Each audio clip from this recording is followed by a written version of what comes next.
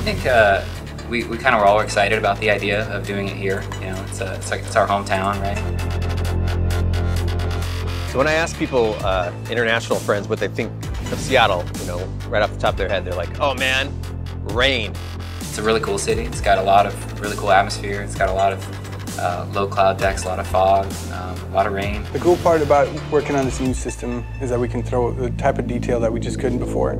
And say, hey, look, we want a bank of puddles here. We're just going to paint some blue verts in here. We can come in here and we can lower the puddle values. We can come here with the tools, and I can start painting in these patches where I want, you know, destruction, fall off, and then kind of for the final awesome bits here, a lot of wetness and puddles just to kind of give it a rained-on feel, like we've kind of been here a while.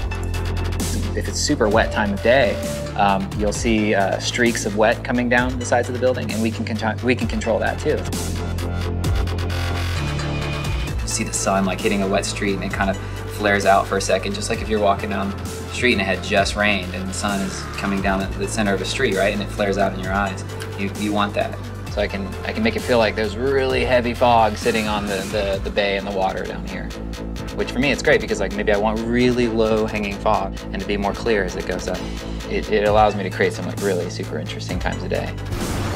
One of the features I'm most excited about is actually that share button, because we're, you know, of course going to use it for cool replays of all the fun physics stuff that happens.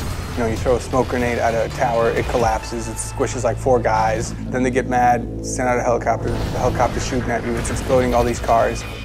But for me, I'm going to be that boring guy who just has a bunch of gorgeous beauty shots, because the city looks so sharp that I could just see people stopping on top of a building and just kind of doing a little 10-second pan, just looking around and taking it all in.